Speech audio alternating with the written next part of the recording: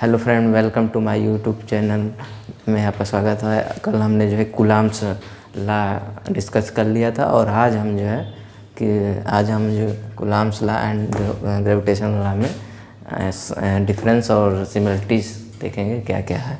ठीक है, तो जैसा कि हम जानते हैं कि कूलम्ब फोर्स जो है जो between two charges directly proportional to Q1 Q2 over are square होता है।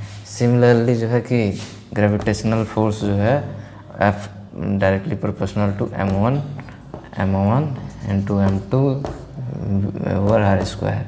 ठीक है, जैसे कि अगर दो चार्जेज हैं, उनका चार्ज Q1 है, Q2 है और इनका मास जो M1 है, एक का मास M2 है, तो इनके बाद जो कूलम्ब फोर्स है ऐसे रिप्रेजेंट करेंगे। और ग्रेविटेशनल फोर्स है, मास भी है, चार्ज है, तो उनके पास मास भी कुछ ना कुछ होगा, तो उनके भी जो ग्रेविटेशनल फोर्स है वो M1 into M2 over are square.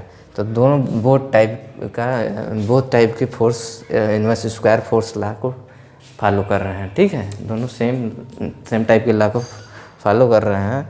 जो यहाँ चार्ज Q1 का काम है वहीं यहाँ ग्रेविटेशनल में मास का काम है। ठीक है, और जो है कि और जो Q1 जो है ये कूलम्बिक फोर्स है जो चार्जों के बीच में लगता है, और जो है ग्रेविटेशनल फोर्स दो मासेस के बीच में लगता है। ठीक है, और इसमें जो है कि डिफरेंस हम देखेंगे क्या डिफरेंस है दोनों में। ये तो हो गई समानता है।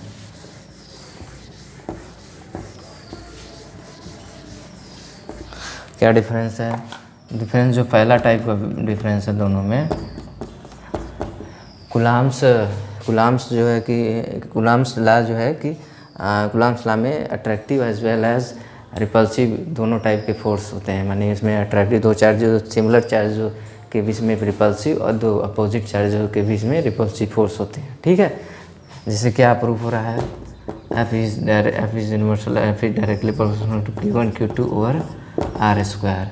ठीक है, तो इसमें जो है कि अगर दोनों सिमिलर चार्ज रहेंगे तो अट्रैक्शन होगा, दोनों अगर सिमिलर रहेगा तो रिपल्सन रहेगा, और अपोजिट रहेंगे तो रिपल्सन रहेगा। ठीक है, तो इससे ये सिद्ध होता है इसमें दो टाइप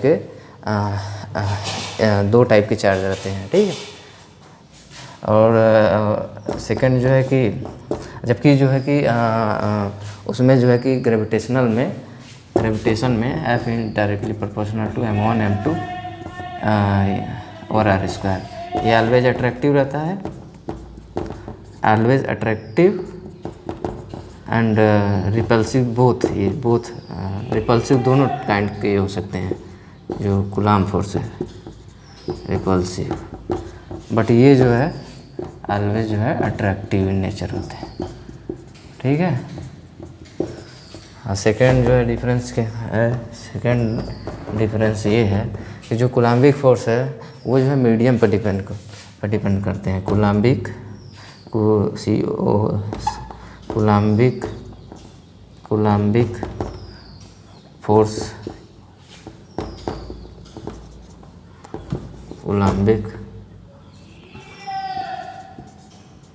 फोर्स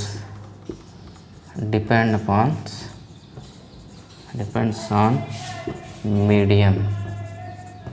ये जो है कि कूलम्बिक फोर्स मीडियम पर डिपेंड करते हैं, बट जो है कि ग्रेविटेशनल फोर्स सभी मीडियम में, माने मीडियम चेंज होने से वो चेंज नहीं होते, सेम रहते हैं। मास जो दो मासों के बीच में ग्रेविटेशनल फोर्स है वो मीडियम चेंज होने पर वो चेंज नहीं होती, जबकि कूलम्बिक फोर्स ऐसा नहीं है। अगर दो चार्ज Q1 Q2 है, अगर इस मीडियम में फोर्स F है और किसी अदर मीडियम में अगर हम रख दें डायरेक्टली, तो इनका फोर्स, इनके बीच जो फोर्स है F प्राइम माने कि बदल जाएगा, चेंज हो जाएगा। ठीक है, जबकि इसमें ग्रेविटेशनल में ये ऐसा नहीं है, वो सेम रहता है। वो किस कारण? क्योंकि इसमें जो है जब कांस्टेंट आती है, जब उसका रीज़न ये है कि जब फोर्स कूलम्बिक फोर्स क्या होता है, F Coulombic equals to 1/4 pi epsilon naught Q1 Q2 over are square.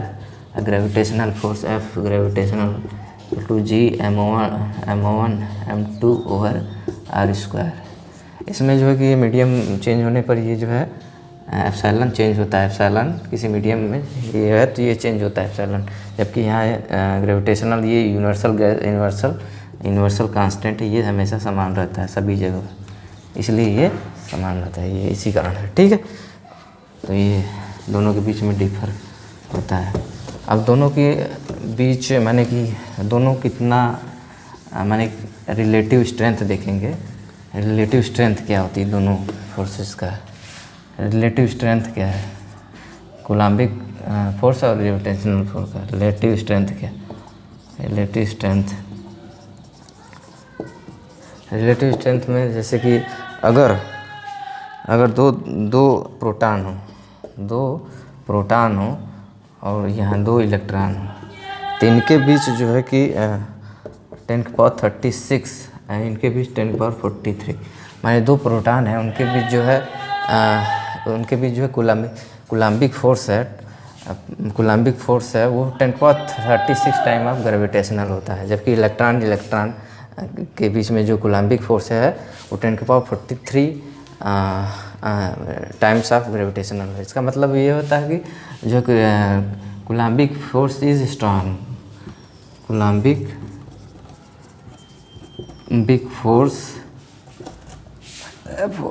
Force is strong, much stronger than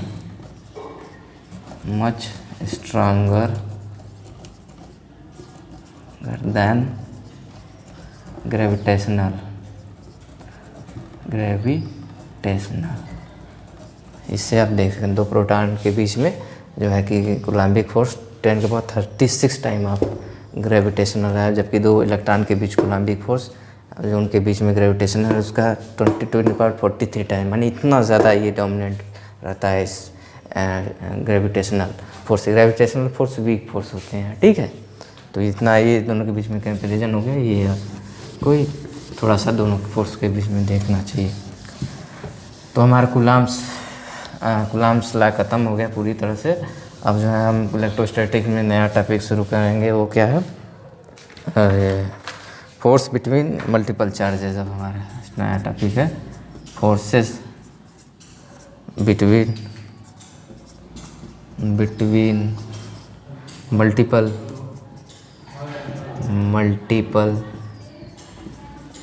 charges, जिसको सुपरपोजिशन प्रिंसिपल भी कहते हैं। Superposition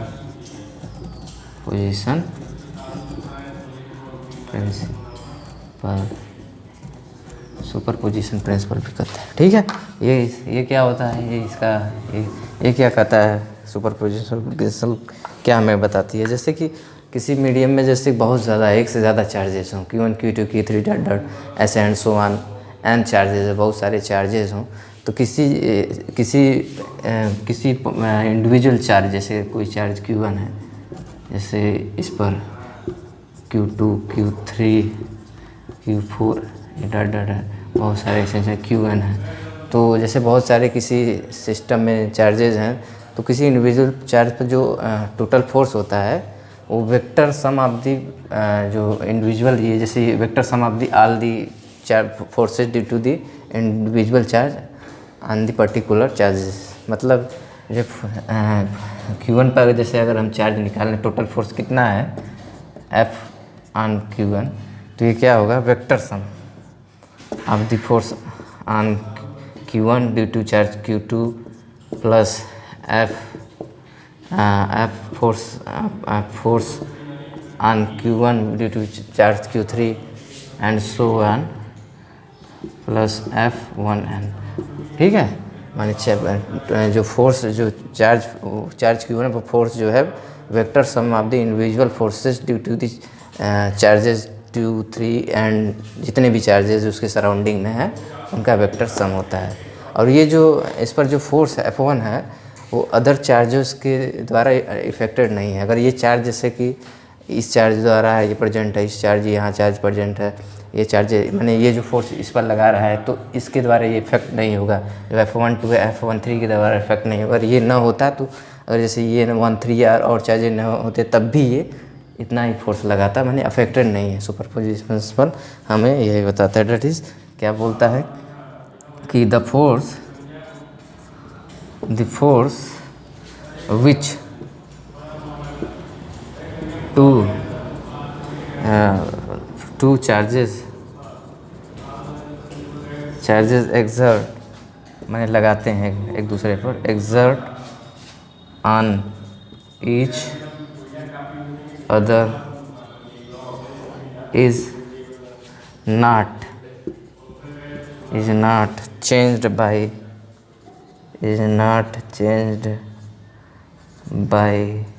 the presence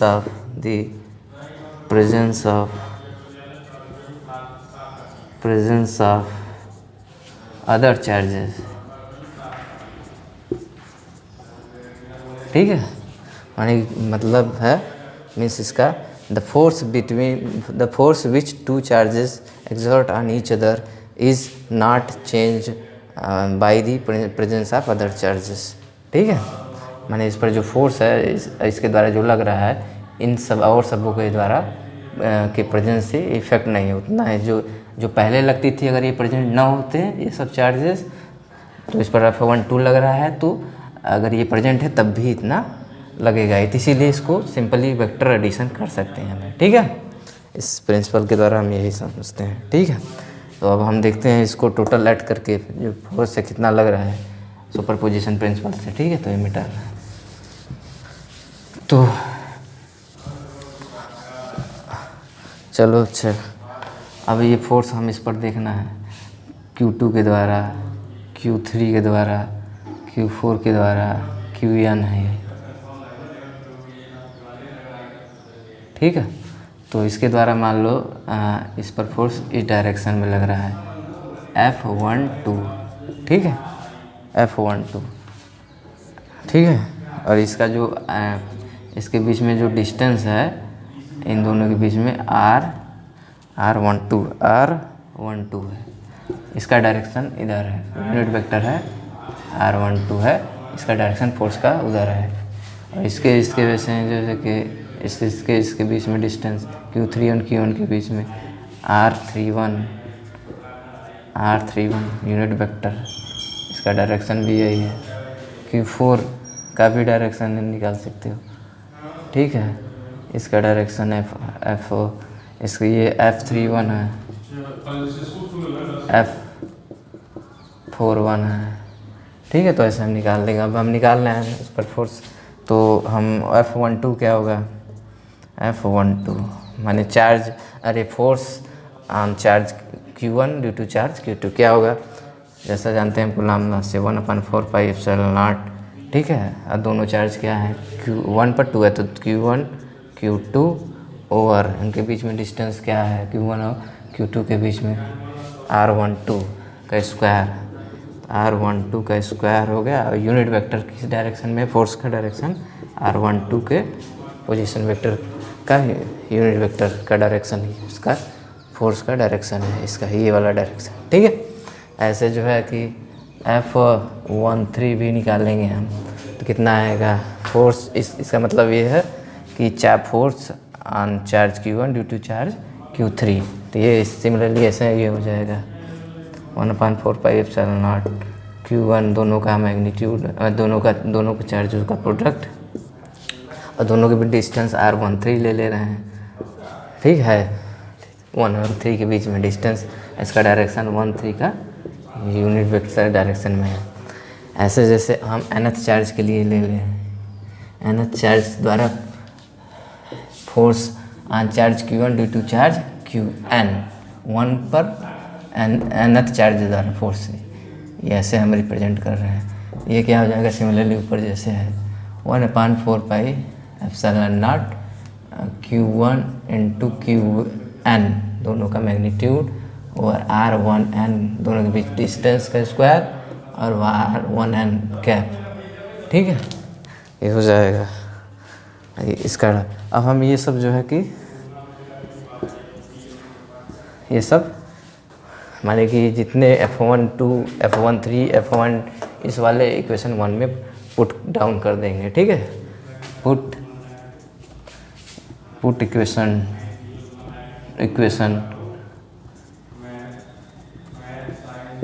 2 in one. ठीक है, तो क्या होगा हम देखेंगे, हम मिटा रहे हैं, आप नोट डाउन कर लीजिए तो हम आगे राइट करें। ठीक है, तो ये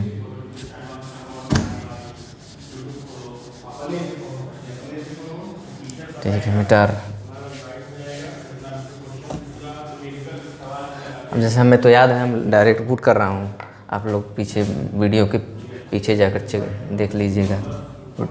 ठीक है, तो F1 क्या हो जाएगा, force on F1 due to superposition due to all other this charges in surrounding क्या हो जाएगा 1/4 pi epsilon naught first charge 2 second charge द्वारा Q2 के द्वारा 1/4 pi epsilon naught Q1 Q2 over R12 square into R12 cap plus 1/4 F charge, ये भी ये charge Q1 पर Q3 के द्वारा 1/4 pi epsilon naught Q1 Q3 R13 का square R13 cap plus and so one plus nth charge द्वारा Q1 पर charge force कितना होगा 1/4 पाई एप्सिलॉन नॉट इतना एंड ये Q1 इंटू Q1 ठीक है ओवर R1N का स्क्वायर R1N कैप। ठीक है, अब इसमें से हम देखो कुछ काम हो रहा होगा, ये 1/4 पाई एप्सिलॉन नॉट कॉमन है तो हम निकाल लेंगे, आउटसाइड कर ले रहे हैं उसे। तो F1 पर टोटल चार्ज कितना हुआ, चार्ज 1 पर 1/4 pi epsilon not 1/4 pi epsilon not bracket ले रहे हैं बड़ा वाला। ठीक है, क्या हो जाएगा Q1 Q2 ओवर R12 ठीक R12 का स्क्वायर ठीक है R12 कैप ठीक है प्लस ये यहाँ कॉमन ले लिए तो Q1 Q3 ओवर R13 का square into R13 cap plus dot plus इतना हुआ। ठीक है, तो क्या हो जाएगा यहाँ से देखो, ये इसमें Q1 into Qn over R1N का स्क्वायर इंटू R1N कैप, तो इतना फोर्स आ गया टोटल। ठीक है, फोर्स ये जो है total force on charge Q1 due to the all other charges in the surrounding. ठीक है, सिमिलरली जैसे कि अब जैसे ये आ गया, ऐसे हम क्या निकाल सकते हैं, सिमिलरली अगर जैसे कि चार्ज 2 पर निकालना हो, चार्ज अगर 2 पर फोर्स निकालना due to all other charge in the surrounding, तो इसमें क्या चेंज करना होगा, 2 पर निकालना है तो 2 पर 1 के द्वारा पहले 2 पर चार्ज 2 पर 1 के द्वारा निकालेंगे, चार्ज 2 पर अपन 3 के द्वारा निकालेंगे। ठीक है, फिर चार्ज 2 पर nth चार्ज द्वारा निकालेंगे। ठीक, तो ऐसे सम कर देंगे। तो इसको हम डायरेक्ट अगर हम देख कर इस सिमिलर टू एक्सप्रेशन डायरेक्ट लिख रहे हैं उस पर force on charge Q2 due to the all other charges in the surrounding, जैसे हम फर्स्ट पर लिखे थे। ठीक है, तो ये क्या हो जाएगा F2 लिखो, F2 हो जाएगा ठीक है, F2 हो जाएगा 1/4 पाई एप्सिलॉन नॉट, इसको देख कर लिखो F2 तो ये हो जाएगा Q2 Q1 ठीक है, R दोनों के बीच में डिस्टेंस का स्क्वायर और यूनिट डायरेक्शन ऑफ फोर्स, ये हो गया 2 यूनिट वेक्टर प्लस 2 3 तो Q3 ओवर R23 का स्क्वायर R23 कैप प्लस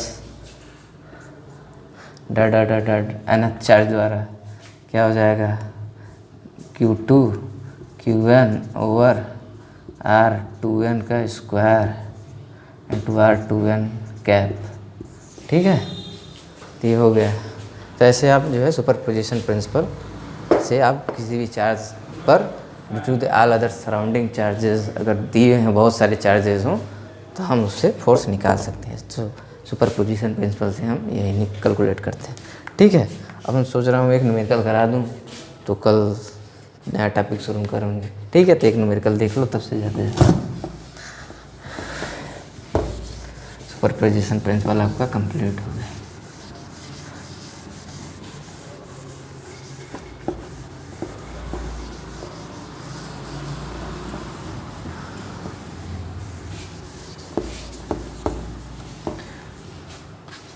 एक न्यूमेरिकल हम देख ले रहे हैं, तो मैं सोच रहा हूँ न्यूमेरिकल कल लगवाऊँगा। तब तक के लिए आज के लिए इतना हूँ। और हमारे चैनल को लाइक करिए, सब्सक्राइब करिए और इसको ज़्यादा से ज़्यादा शेयर करिए, और जो बहुत लोगों ताकि बहुत लोगों के साथ पहुँच सके। ठीक है, तो उसको और जो है कि कमेंट अपना ज़रूर करिए, क्योंकि हमारे पढ़ाने से कुछ नहीं होगा। आपका कमेंट आएगा तभी उसका कुछ मतलब नहीं, क्या कमी है, क्या हमें और एक्स्ट्रा ऐड करना चाहिए। ठीक है, तब तक के लिए धन्यवाद, थैंक यू।